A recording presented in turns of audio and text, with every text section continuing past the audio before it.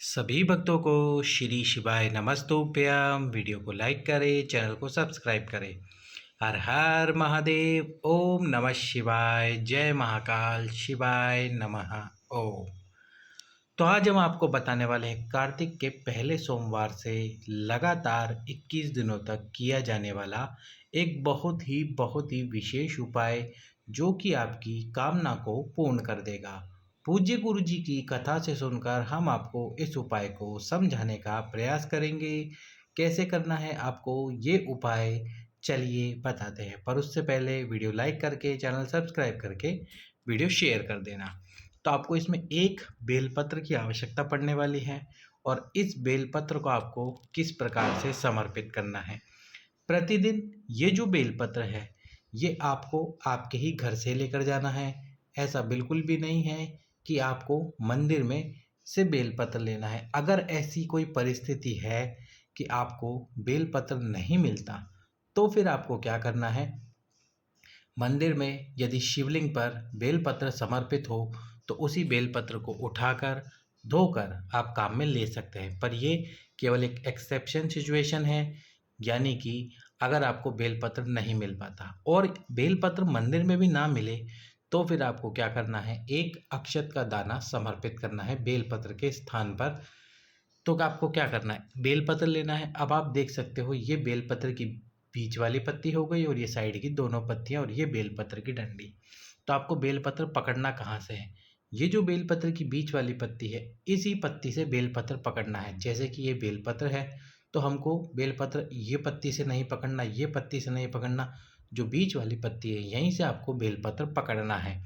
इसी प्रकार से पकड़कर या तो आप सुबह सुबह मंदिर जाते हो तब, या फिर प्रत्येक दिन प्रदोष काल में लगातार 21 दिनों तक आपको ये उपाय करना है। जब बेलपत्र आप इस बीच वाली पत्ती से पकड़ो, तो तुमरुकेश्वर महादेव का नाम लेते हुए इस बेलपत्र को समर्पित करो। समर्पित कहाँ से करना है, दक्षिण दिशा से। दक्षिण दिशा में आपको खड़े हो जाना है, उत्तर की तरफ मुख रख लेना है। पहले बेलपत्र से पहले एक कलश जल तुमरुकेश्वर महादेव के नाम से समर्पित करो। फिर आपको इस बेलपत्र को इस बीच वाली पत्ती से पकड़ना है, ना तो साइड की दोनों पत्तियों से, ना किसी और पत्तियों से। बीच वाली पत्ती से पकड़कर बेलपत्र को भगवान शंकर के शिवलिंग पर समर्पित करना है। जब आप इस बेलपत्र को समर्पित करोगे, तो आपको दक्षिण दिशा में जाकर, यानी कि इसी प्रकार से, जैसा आप जानते हो उत्तर की तरफ जलाधारी है, तो दक्षिण दिशा में आकर खड़े होना है। यहाँ से वो बेलपत्र बीच की पत्ती से पकड़कर समर्पित कर देना है, और बेलपत्र की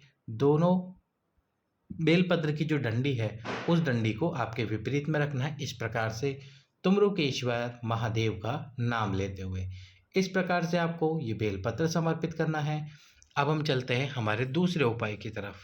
यदि आप शिव जी को 108 बेलपत्र समर्पित करना चाहते हो, पर ऐसा होता है कि आपको प्रतिदिन 108 बेलपत्र नहीं मिल पाते, तो आपको क्या करना है, यदि आपको 108 बेलपत्र प्रतिदिन ना मिल पाए, तो जो एक बेलपत्र है, उस एक बेलपत्र को इस प्रकार से समर्पित करना है कि वो बेलपत्र 108 बेलपत्र के बराबर हो जाए। यदि आपकी कोई विशेष कामना है, तो लगातार 21 दिन बेलपत्र को इस प्रकार से समर्पित करो। किस प्रकार से, आइए बताते हैं आपको। तो आपको क्या करना है, बेलपत्र को बीच वाले स्थान से पकड़ना है। अब ये बीच वाला स्थान कौन सा है, इस पिक में आप देख सकते हो, फोटो में आप देख सकते हो।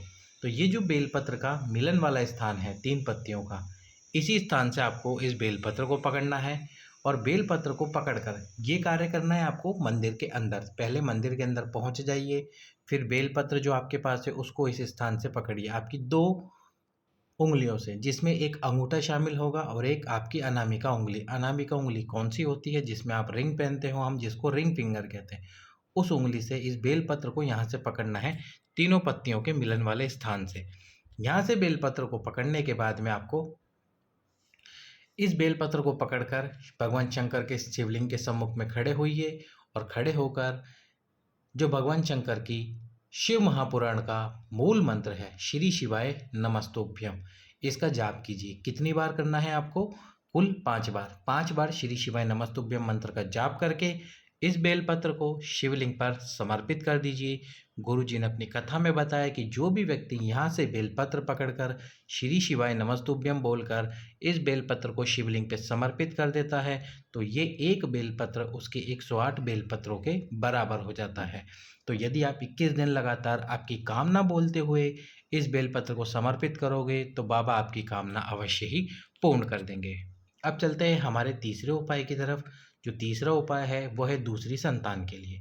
दूसरी संतान के लिए यदि आपको पहली संतान की प्राप्ति हो गई है और दूसरी संतान में आपकी इच्छा है पुत्र प्राप्ति की, तो उसके लिए गुरुजी ने बताया है 11 रुद्रों वाला उपाय। ये उपाय आपको 11 सोमवार करना है। 11 सोमवार बेलपत्री के वृक्ष के नीचे। उपाय हमने आपको वीडियो में करके भी दिखाया है कि आपको बेलपत्री के वृक्ष के नीचे सोमवार के दिन थोड़ा सा खीर का प्रसाद बनाना है। खीर का प्रसाद बनाने के बाद में एक कुंड बनाना है बेलपत्री के वृक्ष के नीचे, छोटा सा कुंड। यदि आप कोई कुंड नहीं बना सकते क्योंकि बेलपत्री के वृक्ष के नीचे यदि फर्श बनी हुई है तो आप वहाँ पर एक मिट्टी का पात्र रख लीजिए, उसके अंदर जल डालिए और भगवान शंकर के जो पहले रुद्र का नाम है, जिनको हम कपाली महादेव कहते हैं, कपाली रुद्र कहते हैं, उनके नाम से इस पात्र में या कुंड बनाया है आपने, उसमें जल डालिए।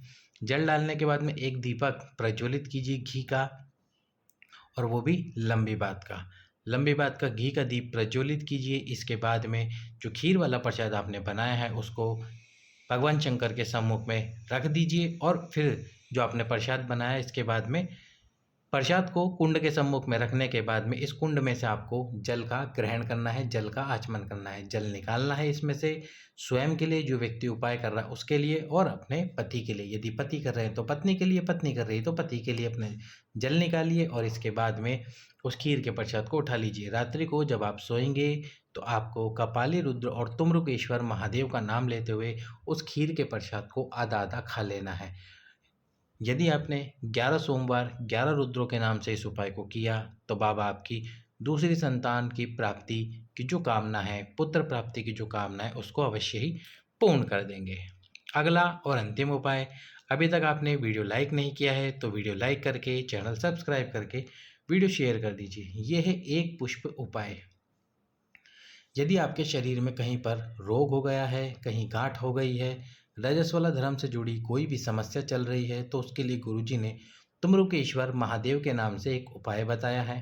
ये उपाय क्या है? आपको सफ़ेद आंकड़े का एक पुष्प लेना है जो कि आपको स्क्रीन पर दिखाई दे रहा है। ये सफ़ेद आंकड़े का आपको पुष्प ले लेना है। अब इस पुष्प को लेकर आपको क्या करना है, 7 दिन लगातार, कितने दिन? 7 दिन लगातार आपको ये उपाय करना है। भगवान शंकर के मंदिर में जाना है, दक्षिण दिशा में खड़े होना है, उस पुष्प को भगवान शंकर के शिवलिंग के ऊपर तुम्रुकेश्वर महादेव के नाम से समर्पित करना है। कौन से महादेव? तुम्रुकेश्वर महादेव। समर्पित करने के 5 से 10 मिनट बाद यदि आप शिव मंदिर नहीं जा सकते तो आपके घर के शिवलिंग पर भी ये कार्य कर सकते हो। इसके बाद में उस फूल को उठा लेना है और गुरुजी ने कहा था कि इसको बहती हुई किसी नदी में विसर्जित कर देना है।